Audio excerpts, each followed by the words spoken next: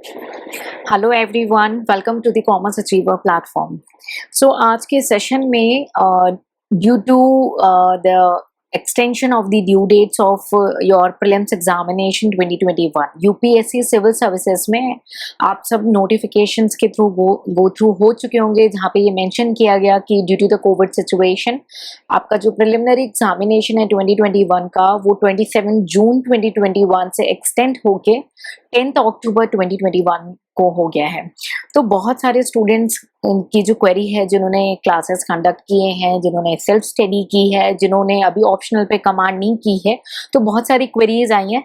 इस सेशन के थ्रू हम वो सारी क्वेरीज डील करेंगे जो स्टूडेंट 2021 के एग्जाम में बैठना चाहते हैं और जो है ड्यू डेट एक्सटेंड होने की वजह से उन्हें एक रोड मैप चाहिए कि क्या करना चाहिए। बिकॉज देखिए, विदाउट रोड मैप तो जो है यू डोंट नो कि आप कैसे जा रहे हो, किस डायरेक्शन में। तो बेटर है कि हम उसको प्लान करें और अच्छे वे से उसको विद डिसिप्लिन एग्जीक्यूट करें, ताकि हमारे लिए जो ये जर्नी है और ये जो डेट एक्सटेंड हुई है वो हेल्पफुल हो, इंस्टेड ऑफ कि आप लेजी हो जाएं, कहें कि ठीक है अभी तो समय है, अभी देखा जाएगा। वो नहीं करना है। इवन जो टाइम मिला है उसे as a power booster use करेंगे। ठीक है, तो प्रीलिम्स का जो आपका जो डेट है वो एक्सटेंड हो गया है और एक्सटेंड होके जो है वो 10 अक्टूबर है।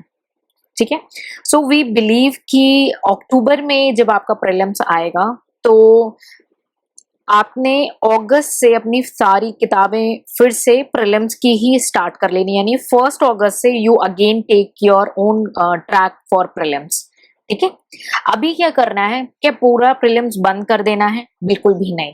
ये 2021 की बात हो रही है, तो अभी क्या आपको पूरा प्रीलिम्स क्लोज्ड अप कर देना चाहिए? मैं बिल्कुल भी पर्सनली ये सजेस्ट नहीं करूंगी कि आप जो है क्लोज कर दें पूरा प्रीलिम्स का प्रिपरेशन। स्ट्रैटेजी क्या ऑप्ट करनी है कि आपको ऑन एन एवरेज हर एक स्टूडेंट की अपनी इंडिविजुअल प्रॉन्स एंड कॉन्स हैं, अपने जो पॉजिटिव एंड माइनस एरियाज हैं, आपको अपने अकॉर्डिंग एनालाइज करना है। दूसरा क्या कर रहा है, आपके फ्रेंड ने क्या अप्रोच ऑप्ट की है, उसको बिल्कुल भी नहीं देखेंगे। खुद के साथ बैठ के एनालाइज करेंगे कि हाँ भाई मेरा प्रीलिम्स में ये चीज अभी वीक है। बिकॉज अगर प्रीलिम्स क्वालिफाई नहीं किए तो मेंस में कहाँ बैठोगे? पॉसिबल ही नहीं है। तो स्ट्रैटेजिकली चलना है, स्मार्ट वे में। बिकॉज यूपीएससी दे रहे हो ये याद रखना, और कोई ऐसा वैसा एग्जाम नहीं दे रहा। तो बहुत ही अपने आप के साथ सिंसियर हो जाओ।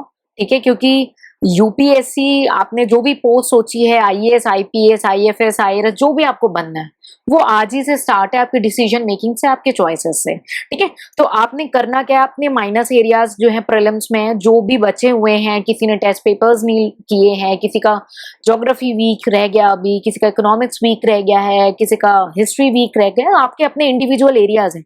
तो करना क्या है, एटलीस्ट 3 आवर्स आपका जो है 2-4 आवर्स डिपेंड ऑन इंडिविजुअल, मैंने बोला आपको डिवाइड कर लेना है इसको 2 पार्ट में। ठीक है, और क्या करना है, 3-4 आवर्स में आपने जो स्टैटिक में आपकी अभी कमी रह गई है उस पर फोकस करना है, और बाकी जो बैलेंस में है मैं सजेस्ट करूंगी आपने एमसीक्यूज करने हैं, डेफिनेटली करने हैं और रेगुलर करते रहना।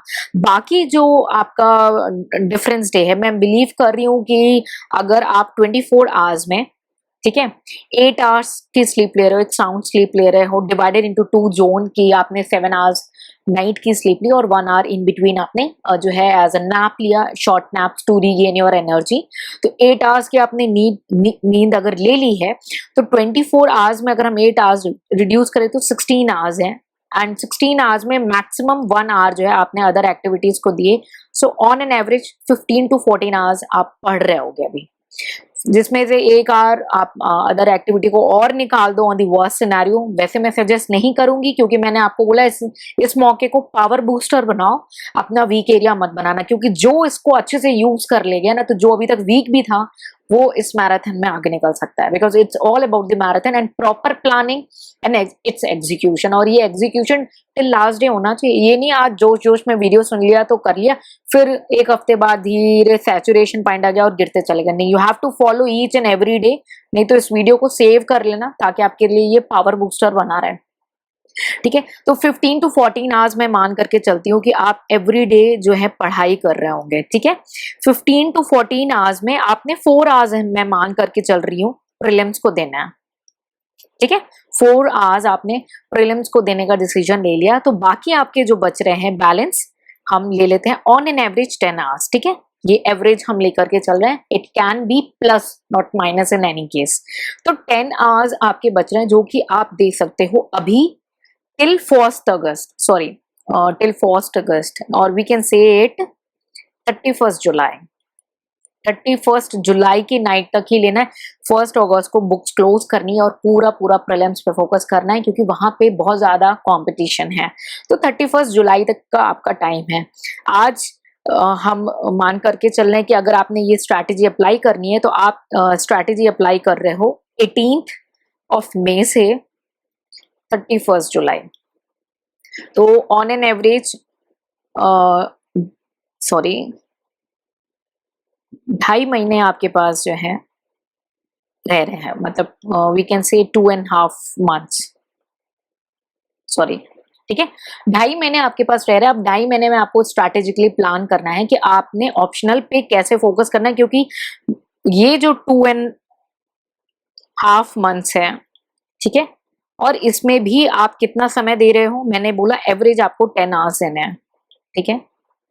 सो हम एक बेसिक कैलकुलेशन लेकर के चलते हैं कि अगर 10 आवर्स आप ईच 2.5 महीने में हम मान ले ऑन एन एवरेज 74 डेज है हमारे पास, ठीक है, 74 डेज हैं हमारे पास, और 74 डेज में हम 10 आवर्स दे रहे हैं, तो ओनली 740 आवर्स, जिसको हम बोल सकते हैं 740 hours, which is equal to आपका 44,400 मिनट्स, ठीक है, 44,400 मिनट्स या 740 आवर्स या 10 hours each day for 74 days या 2.5 महीने, आप जो भी लैंग्वेज आपको कन्वीनियंट लगती है उसे समझे। ये फिगर्स इसलिए ले रही हूँ क्योंकि आप इसको प्रॉपर यूज करो, थोड़ा सा डर जाओ, क्योंकि अभी डरना बेटर है, क्योंकि एग्जाम से पहले डरोगे तो अच्छी प्रिपरेशन करोगे, एग्जाम में डरोगे तो गलत एग्जीक्यूशन करोगे, तो अभी डरना बेटर है कि प्रिपरेशन अच्छी करो, ठीक। अब हम मान के चलते हैं कि आपने ये माइंडसेट लिया कि 10 आवर्स इन अ डे है और आपने 2 ऑप्शनल की प्रिपरेशन जो है फिर से करनी है, या जिन्होंने प्रिपरेशन की है उनको आंसर राइटिंग करनी है, जिन्होंने आंसर राइटिंग नहीं करनी है, जिनको रिविजन करना है, अपने वीक एरियाज पे कमांड करना है, तो हमारे पास 2 पेपर हो जाते हैं, पेपर 1 एंड पेपर 2, ठीक है। अब इसमें भी स्टूडेंट को आइडेंटिफाई करना है कि उनके वीक एरियाज क्या है। पेपर 1 में जो है हमारे पास accounts, audit, taxation, your costing, ठीक है, और B5 में हमारा जो है financial management and financial institution है। पेपर 2 में हमारा जो है organisation theory, organisation behaviour, human resource management and your industrial relation, ठीक है। तो अब स्टूडेंट को आइडेंटिफाई करना है कि उसका कौन सा पेपर 1 या पेपर 2 में क्या स्ट्रेंथ है, क्या वीकनेस है, उस हिसाब से उन्हें सारी प्लानिंग जो है ऑर्गेनाइज करनी है। सपोज बहुत सारे स्टूडेंट इस समय क्लासेस ले रहे हैं, तो that is also good option too, आप ट्राई करेंगे कि जितना मैक्सिमम हो सके आप जुलाई एंड तक उसको कवर अप करें, ठीक है।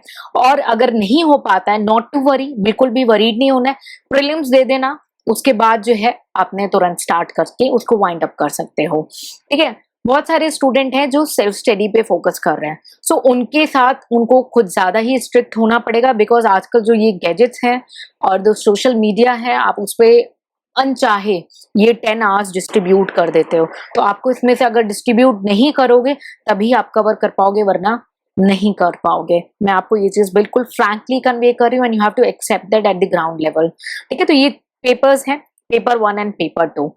अब आपने पहले तो इसमें कॉन्सेप्ट पे कमांड करनी है, उसको मेमोराइज करना है और प्लस लिखना है, यानी आंसर राइटिंग करनी है। ये तीनों एरियाज बहुत ज्यादा इंपॉर्टेंट है, क्योंकि एक भी एरिया कॉम्प्रोमाइज हुई तो जो है आपकी प्रिपरेशन नेग्लिजिबल हो जाएगी, उसका कोई वैल्यू एडिशन आपको नहीं दिखेगा।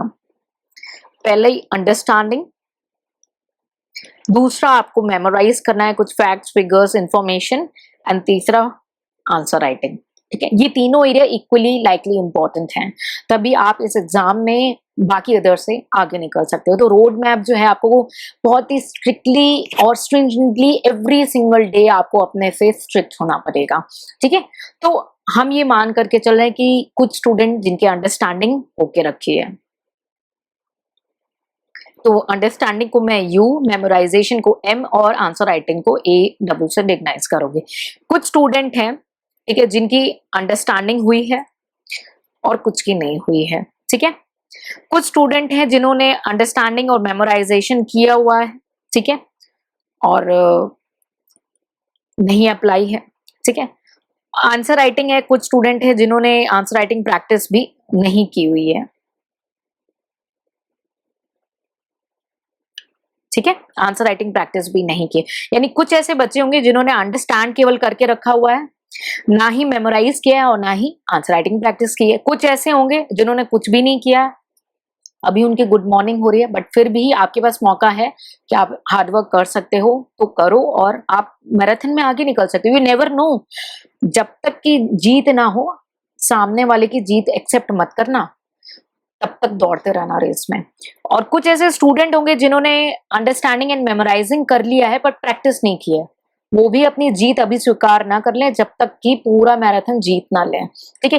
क्योंकि इंटरव्यू में सारों के मार्क्स जो है ज्यादा डिफरेंसेस नहीं लेकर के आते हैं। आपको जो भी जीत हासिल करनी है वो मेंस के आंसर राइटिंग में हासिल करनी है। मेंस के आंसर राइटिंग में भी आपका स्ट्रेंथ हो जाता है। आप सभी को पता होगा ऑप्शनल पेपर जो है आपकी स्ट्रेंथ होनी चाहिए, एसए है और जीएस पेपर 4 है, ठीक है। तो ऑप्शनल को स्ट्रेंथ भी बनाना है और उसको टाइम सेवर भी बनाना है कि उसमें जो टाइम बचे वो हम बाकी सब्जेक्ट्स पे डेलीगेट कर सकें या जो अपने बाकी एरियाज पे डेलीगेट कर सकें, ठीक है। तो बहुत सारे स्टूडेंट होंगे जिनके अभी जीएस पेपर में भी वीकनेस चल रही होगी, तो अब वो 10 जो आज हमने यहाँ पे डेलीगेट किए हैं वो उसको डिस्ट्रीब्यूट उनको करना पड़ जाएगा चाहे अनचाहे, बट स्टिल आपको ऑप्शनल पे तो कमांड करनी है एट एनी कॉस्ट, क्योंकि ऑप्शनल ही आपको आउट ऑफ अदर लेके जाएगा। अब बहुत सारे स्टूडेंट बोलते हैं मेरे फ्रेंड ने ये किया, मेरे इस दोस्त ने ऐसे कर लिया या उन्होंने ऐसे कर लिया है, मैंने सीनियर्स और मैंने जो क्वालिफायर्स हैं उनको सुना वैसे कर लिया। मैं कहूंगी सबके सर्कमस्टेंसेस एक नहीं है, सब आप जैसे नहीं है, सबके स्ट्रेंथ एंड वीकनेसेस सेम नहीं है। तो जब बेस सेम नहीं है तो आप कंपैरिजन कैसे कर सकते हो? You have to find your own self, अपने आप को खुद फाइंड करो, और जब तुम खुद को फाइंड करोगे तो आप अच्छा एग्जीक्यूट कर पाओगे। और जब आपने खुद को समझ लिया ना तो जीत आपकी है, ठीक है। तो करना क्या है, अब आपने ये आइडेंटिफाई कर लिया कि आप किस जोन में फॉलो कर रहे हैं, हम इसको नेम दे देते हैं, एक सेकेंड आपकी मदद के लिए, as an A B and C as an individual. तो ए बी सी कुछ इंडिविजुअल हैं जिन्होंने आंसर राइटिंग प्रैक्टिस नहीं की है, अंडरस्टैंडिंग एंड मेमोराइजेशन कर ली है। कुछ हैं जिन्होंने अंडरस्टैंडिंग की है लेकिन मेमोराइजेशन और आंसर राइटिंग प्रैक्टिस नहीं की, और कुछ तो कुछ भी नहीं किए हैं।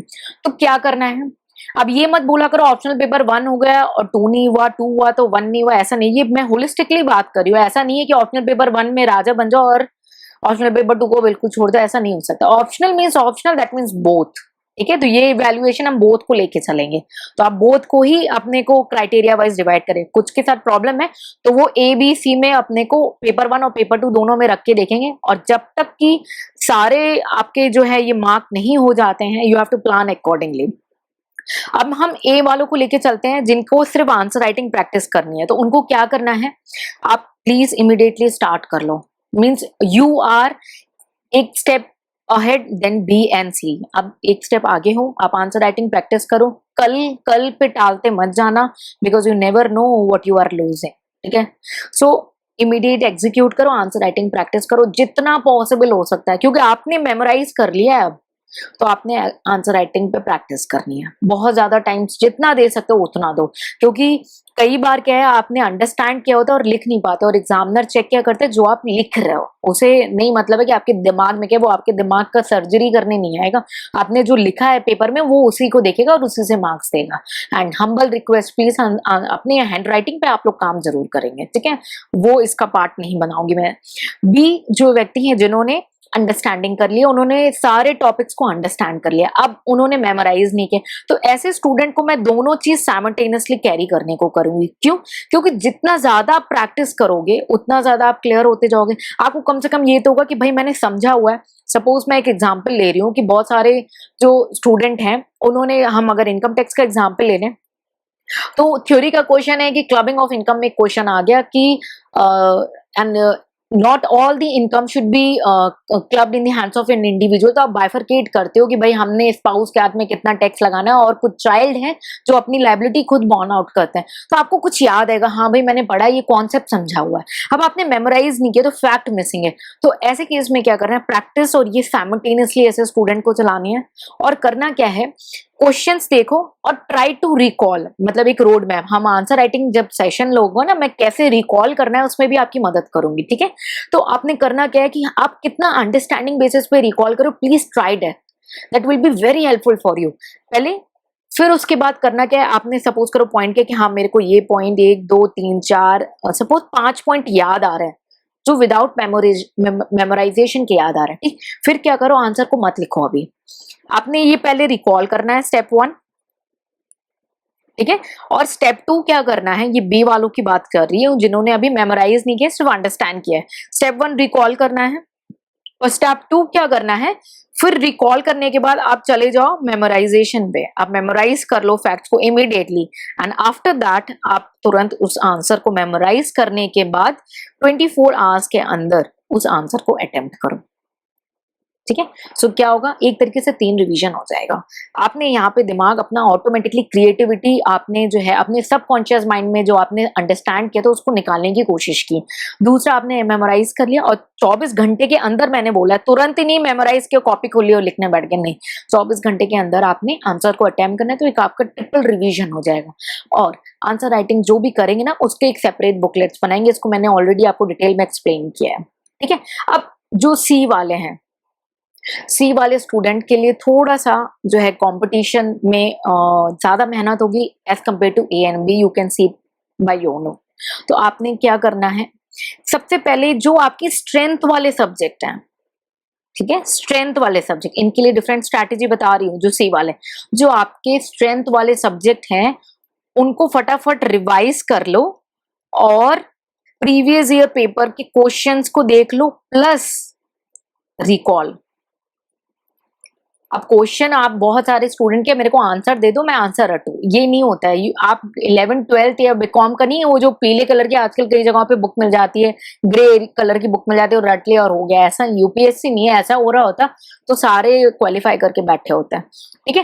तो आपने करना क्या है, रिवाइज करना है अपने स्ट्रेंथ वाले सब्जेक्ट को फटाफट से, और देखो कि प्रीवियस ईयर क्वेश्चन में अपने कॉन्शियस सबकॉन्शियस माइंड से कितना लेके आ रहे हो। अगर अच्छा खासा इनपुट दे रहे हो, वेल एंड गुड है।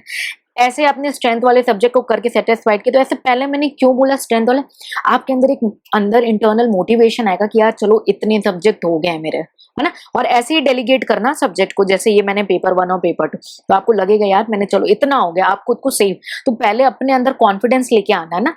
फिर ऐसे ही आपने कर लिया, स्ट्रेंथ वाले एरियाज को डिवाइड कर लिया। अब स्ट्रेंथ कैसे चेक करोगे, उसको भी पोर्शन दे दो कि कितना आपने 100% स्ट्रेंथ है, 80% स्ट्रेंथ है, या 70% स्ट्रेंथ है, या 50%, उससे नीचे नहीं जाना है, ठीक है। कि भाई मेरा कितना हो पा रहा है, मुझे कितना रिकॉल हो पा रहा है, ऐसे आप डिवाइड कर लो, ठीक।